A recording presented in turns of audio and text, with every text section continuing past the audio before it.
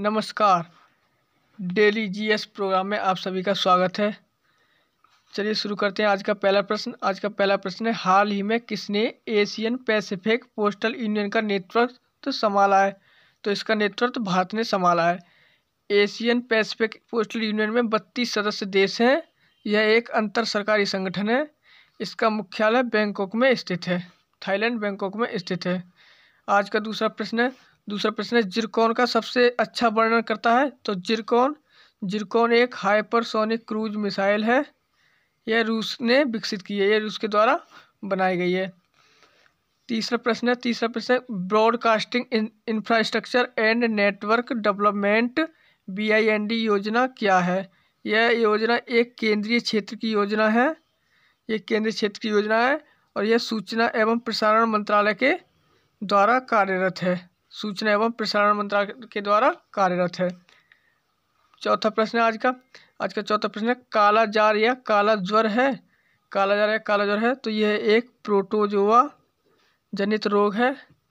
यह sand fly के काटने से होता है। यह लिस्मानिया डोनोवाली नामक परजीवी से संक्रमित होती है। राष्ट्रीय हरित हाइड्रोजन मिशन के संबंध में कथन बताइए। तो ये कथन है इसका परिव्यय लगभग 20,000 करोड़ रुपए है।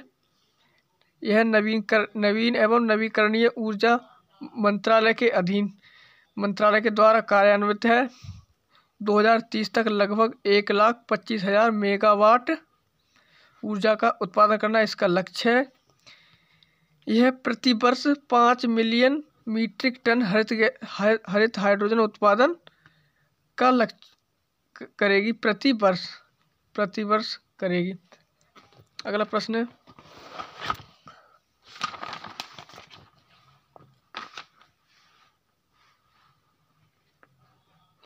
है, वीरभद्र स्वामी मंदिर किस राज्य में स्थित है? तो वीरभद्र स्वामी मंदिर आंध्र प्रदेश में स्थित है।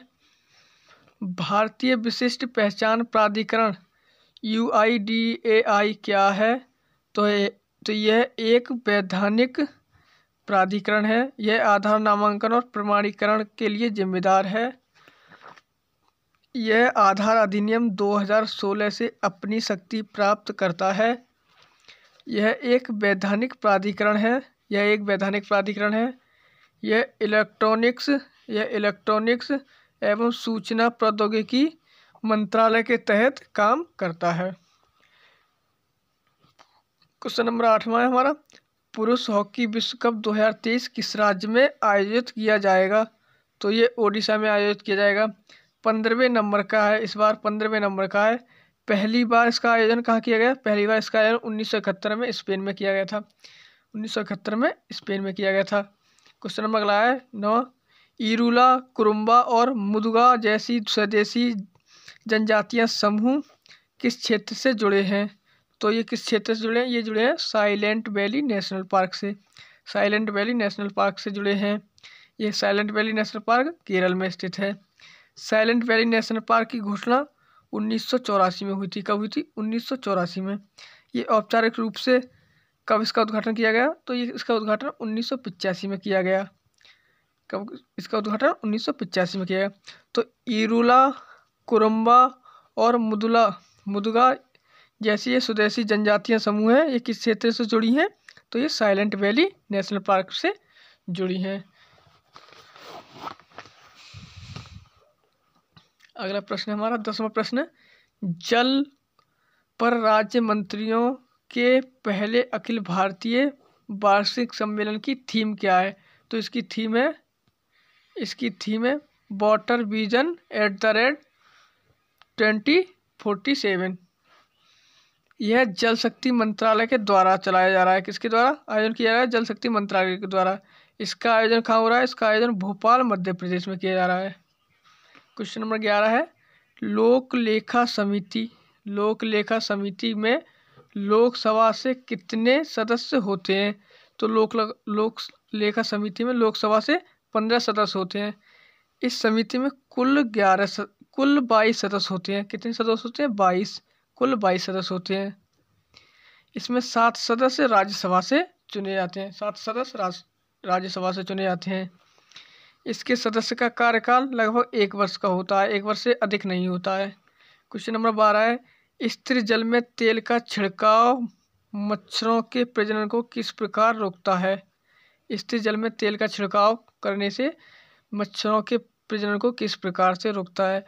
तो यह पृष्ठ तनाव को घटाता है, यह पृष्ठ तनाव को घटाता है या कम करता है, जिससे मच्छरों के लार्वा डूब जाते हैं, मच्छरों के लार्वा डूब जाते हैं और उन्हें ऑक्सीजन नहीं मिल पाती, उन्हें ऑक्सीजन नहीं मिल पाती, तो इससे उनके प्रजनन में कमी आती है। क्वेश्चन नंबर अगला है, भारत का एकमात्र यहूदी वायसराय कौन था? भारत का एकमात्र यहूदी वायसराय लॉर्ड रीडिंग थे। कौन थे? Lord reading.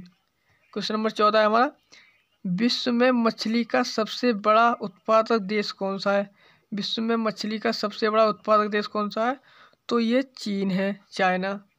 और पहले नंबर का चाइना है और दूसरे नंबर पे हमारा भारत है, दूसरे नंबर पे इसका उत्पादन भारत है।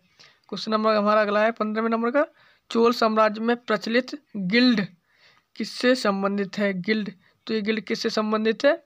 तो ये व्यापारिक श्रेणियों को गिल्ड कहा जाता था चोल साम्राज्य में। चोल साम्राज्य में गिल्ड व्यापारिक श्रेणियों को कहा जाता था। चोल साम्राज्य के मुख्य केंद्र कौन सा था? उरैयूर, उरैयूर इसका मुख्य केंद्र था। और चोल साम्राज्य का राजकीय चिन्ह बाघ था। क्या था? बाघ था। अगले क्वेश्चन में चलते हैं हम।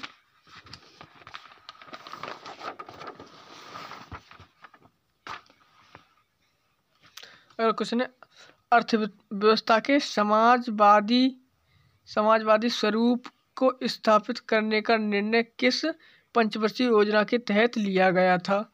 तो ये दूसरी पंचवर्षीय योजना के तहत लिया गया था। क्वेश्चन नंबर 17 है, बॉक्साइट किसका अयस्क है? तो बॉक्साइट एल्युमिनियम का अयस्क है, बॉक्साइट एल्युमिनियम का अयस्क है। क्वेश्चन नंबर 18 है हमारा, हाल ही में किस राज्य ने जग मिशन के लिए यूएन हैबिटेट का वर्ल्ड हैबिटेट अवार्ड्स 2023 जीता है? तो ये ओडिशा ने जीता है। किसने जीता है? ओडिशा ने। जग मिशन क्या है? तो ये जग मिशन 2018 में शुरू हुआ था। कब? 2018 में शुरू हुआ था। और इस जग मिशन को 2019 में एक बार ये पुरस्कार यूएन हैबिटेट वर्ल्ड हैबिटेट मिल चुका है। तो जग मिशन ये ओडिशा से संबंधित है। चलिए आज की क्लास यहीं तक, मिलते हैं अगले क्लास में। जय हिंद।